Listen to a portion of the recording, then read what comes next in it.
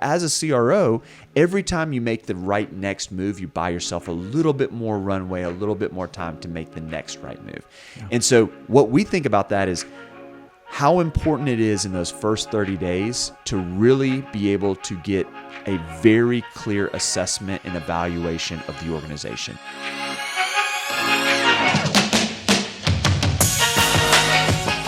David, good morning, man. How are you? Good morning, Adam. I'm well. How are you? I'm well. We're here. It's Friday morning, though, not Thursday. What gives? What happened? We showed up on Thursday, and our soundboard would not work. Technical difficulties everywhere. No sound. Today we got flickering lights. Who knows if the internet's going to go out. Mics stop working. But we're here again for another episode. Let's see if we can get through it. That's right. Glad to be back. Yeah, man. Well, welcome everyone to the RevOps Recruiters Podcast. Our mission here is to provide insights and best practices around finding, hiring, and retaining top revenue operations talent. That's right. And it's David and Adam from RevSearch, and we're excited to be here. Yeah, excellent. Well, Adam, let me kind of set the stage a little bit for what we're going to talk about. Sure. So we've been doing a lot of talking around the CRO and revenue operations partnership. And, last week we talked about it, and we've been doing some research and then our hands-on experience in partnering with these folks. And we stumbled across a really cool article written by SBI, Sales Benchmark Index. We know a lot of folks that have come through SBI. Sure. A lot of our contacts are, in the PE world that are close to SBI. And so they wrote an article that was titled A CRO's First 100 Days to Drive Revenue Growth. A really, really great overview. And so we've decided to walk through that overview and kind of give our perspective on how revenue operations fits into those first 100 days. Yeah, exactly. I mean, I love what they've put together here. It's really a roadmap for CRO. If you're brand new and you're about to walk into that opportunity, a new opportunity, it's a great roadmap. But as we read through this, we couldn't help but think through the lens of what role does revenue operations function play with that. So we'll walk through that together and then give some suggestions of how someone as a CRO might even be able to maximize those first 100 days beyond just what they have here. Yeah. The first thing to note is that runway is really short. It is. A CRO comes in, has to immediately make an impact. There's no room for wasting any time. I think they even say that it said like the average tenure is 19 months. Yeah. I mean, you got less than 2 years to make impact in the organization and such a short runway. That's right. So let's dive right in. The article itself starts with the first bucket that is the first 30 days. CRO lands in the new gig, first 30 days. And really what we want to focus on here and what the article focuses on is evaluate and assess the current state. So where do we go in those first 30 days? Adam? Yeah, I mean, this first 30 days is reconnaissance, it's fact-finding, it's really understanding what do you have in place currently, right? Yeah. So you're diving into marketing. What does every bit of marketing look like? Yeah. What's working, what's not working, right? What's happening in marketing? You're diving into sales, really understanding where the successes, where the bright spots, where are the gaps, where are the failures there. You're diving into customer success, into product and pricing. Is everything set up correctly right there?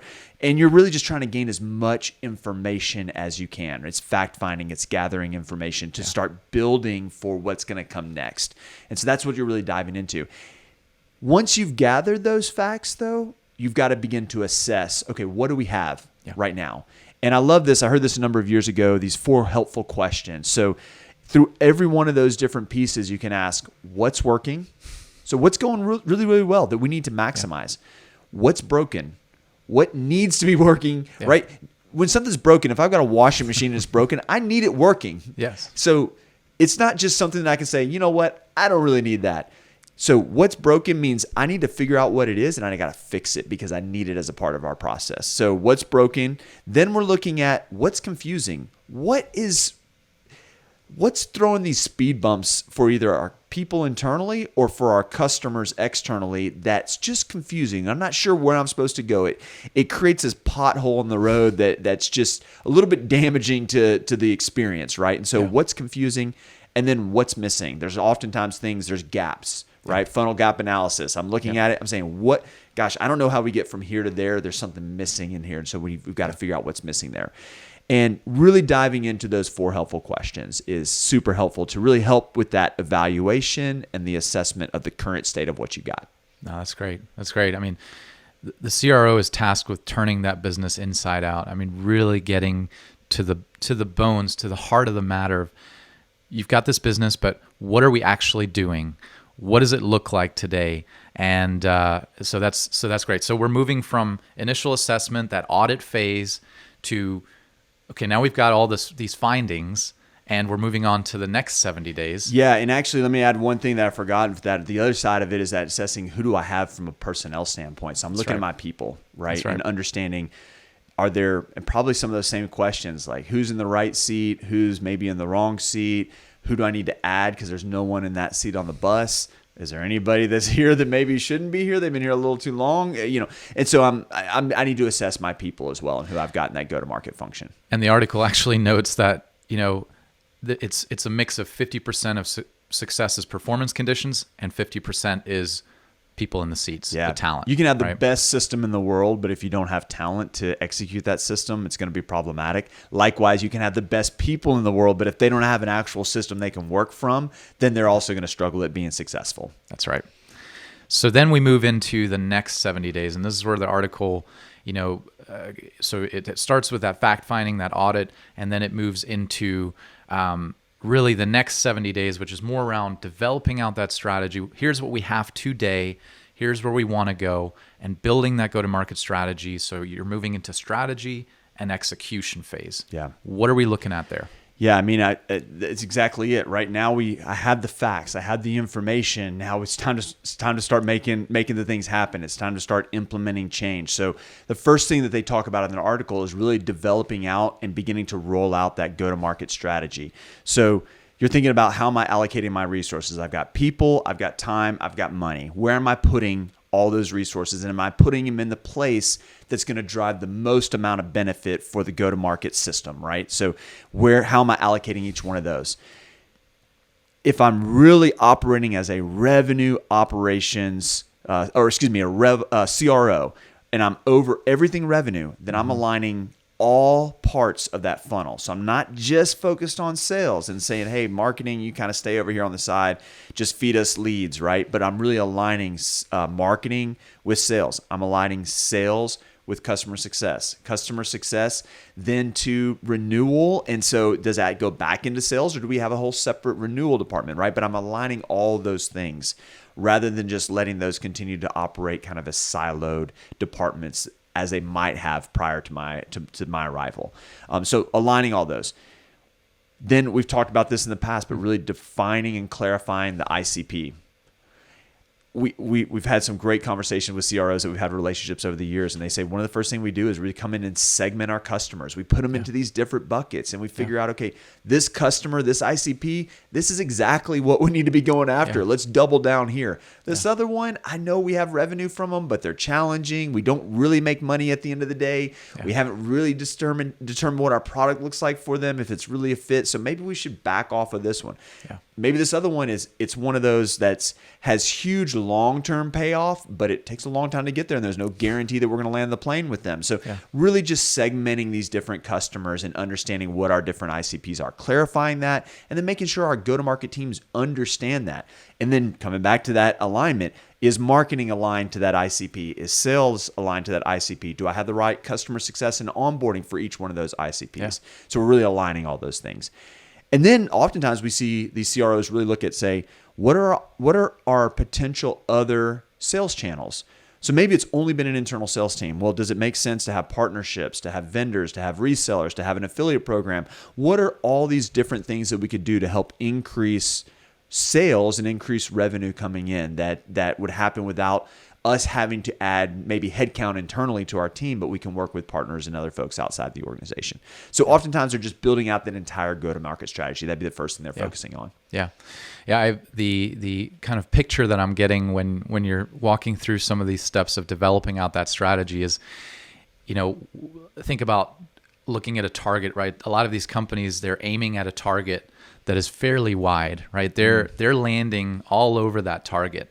And they're trying different things and they're going all over, but what this CRO is here to do is to dial in that grouping. to get down into what is the most successful, what is the most effective area, what is the highest ROI, and identifying those areas and really dialing in that aim and getting more precise. Yeah. So I love that. it. There's a saying in kind of anything. It doesn't matter what kind of accuracy event you're participating in, but it's aim small, miss small.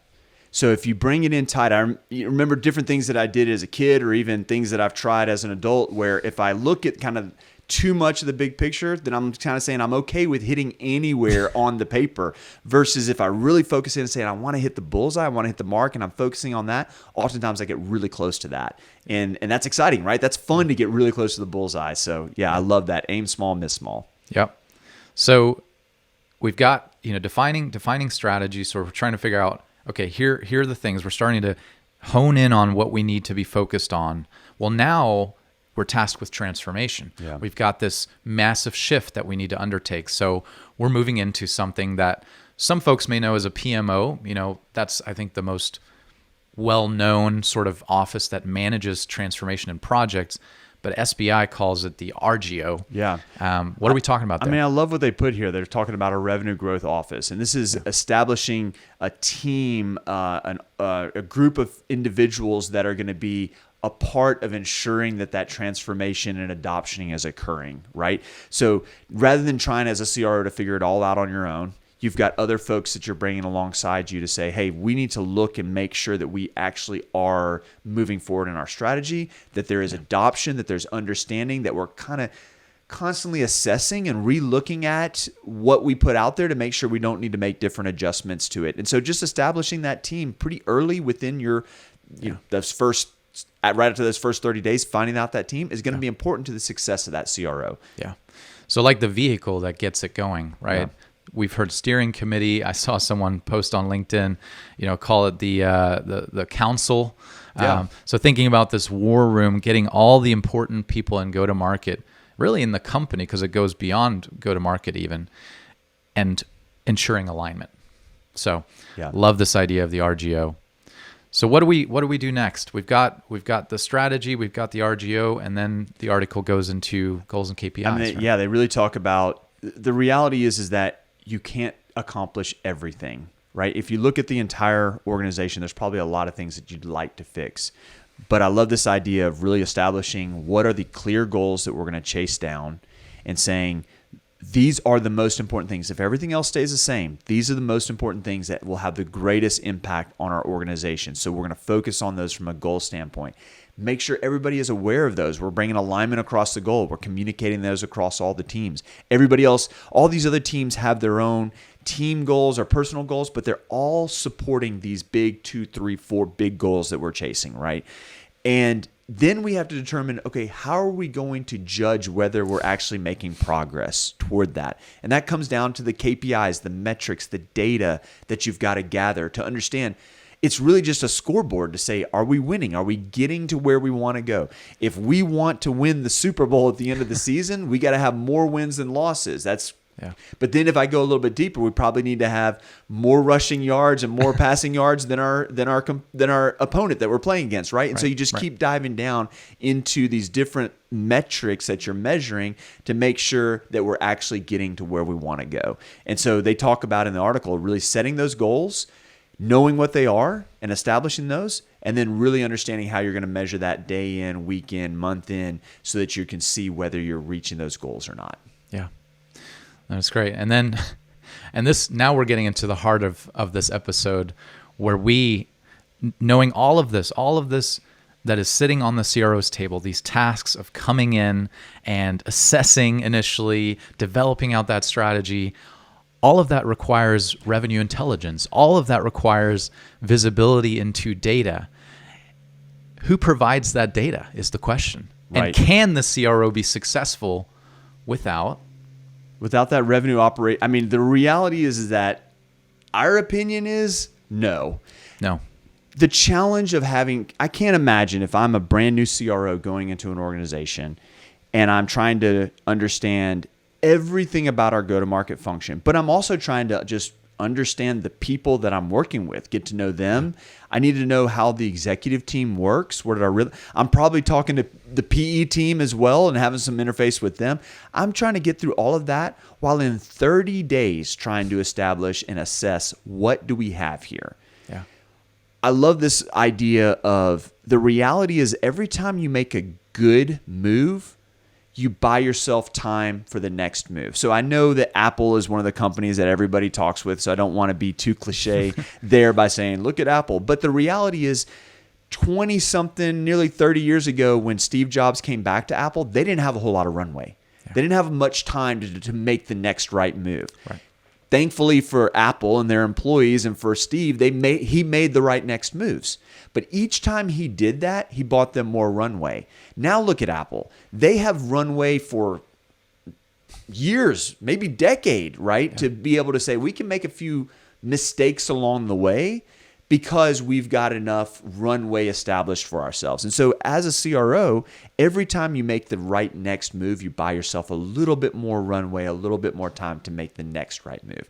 Yeah. And so what we think about that is how important it is in those first 30 days to really be able to get a very clear assessment and evaluation of the organization. Yeah. And if you're trying to do that alone, that's very, very challenging. But we've seen, as we've worked with different companies and helped to place revenue operations functions within those, we've seen 3 different ways that CROs that are new that have come in, how they've been very, very successful. And so we want to unpack those 3 different ways that we've seen. Yeah. Excellent. Yeah, it's not always right. We've seen it different. We've seen it done differently. Obviously, in growth stage, eventually you do need an in-house operator. That's the trend that we've seen with a lot of PE-backed B2B SaaS companies. But there's other ways that you can get that CRO the intelligence he or she needs to make those decisions. Right. That's right. So we've seen it successfully with an in-house operations excellence team, right? Yeah.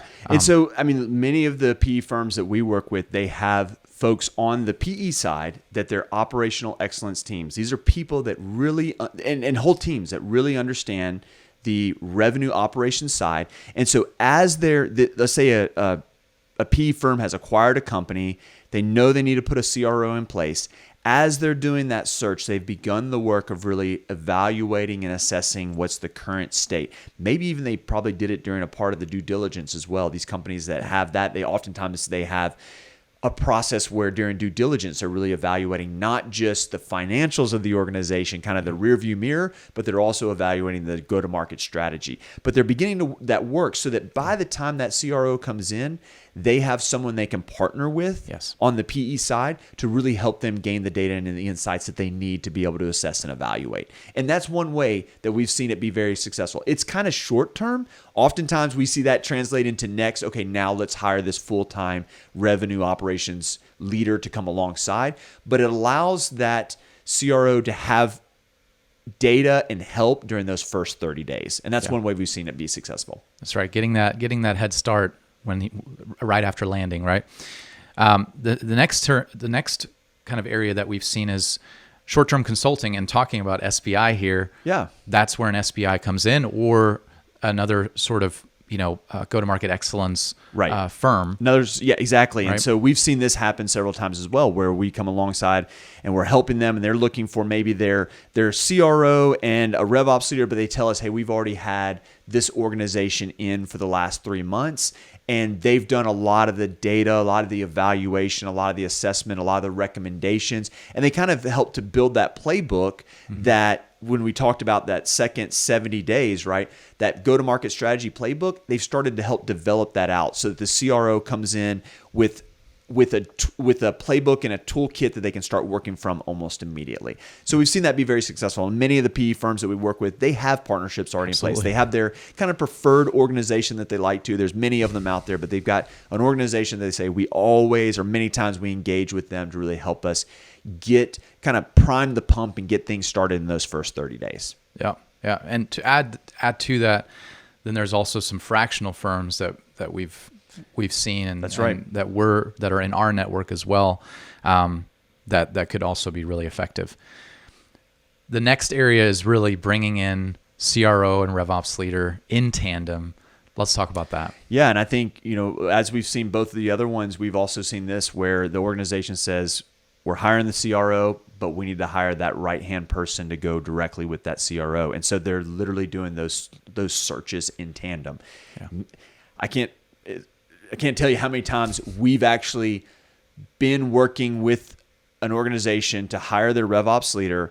The CRO has been identified, but they haven't started yet, but they're involving them in the recruiting and hiring process because they understand these two are going to be the power team, right? They're the ones connected to each other, and they're going to be supporting each other. And so that CRO may not even be landing for 30 or 60 more days, but they're helping in the hiring of that revenue operations individual. And so this is the way that we've seen success where those two roles are being hired at the same time. They come in and they hit the ground together. And the revenue operations person is able to dive into the data, gain the insights, feed that back over to that CRO, and they're able to be more effective in those first 30 days. Yeah, absolutely. Yeah, all three of these are definitely are I would say critical to set up the CRO success, right? You have that short runway, and you need those insights. You need someone that can sit with you and provide you with a true view of the customer, and that's through data. And you can't do that alone. Yeah. Right? I would think if I'm a CRO who's considering an opportunity at an organization, that's going to be one of the questions I'm asking is, listen, I know I'm going to have to assess and provide insight as to what the organization looks like. Who's going to be helping with me? Right. Who's going to be helping me with this? What's that strategy look like? Is it on the PE side? Is there an outside firm that's going to help us with this? Do we have somebody already on staff that can do it, or are we hiring a role for this, right? Yeah. I need that help. I don't want to go that alone. I don't want to be the one having to dive in and find every little piece of data because I'm learning so much more about the team and the organization and having to assess so many things. It's almost impossible to do it by myself. Yeah. Well, this was a great conversation. Really enjoyed it. Yeah, and I appreciate what SBI has put together here. I think it's a great tool that will help any CRO that's coming into a new role. We would say take that and then add to it who's going to help you get there and find that right person to help you get to where you want to go because we want to see CROs be successful. Absolutely. Awesome. Thanks, David. Thanks for listening to this week's episode of the RevOps Recruiters Podcast. If you found the information in this episode helpful, please consider subscribing. You can do that on YouTube, Spotify, Apple, or wherever you get your podcasts. Also, if you have comments or suggestions for future podcasts, we'd love to hear them.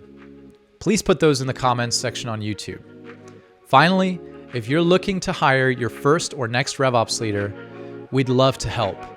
You can connect with us through our website at www.revsearch.io. Thanks again for listening.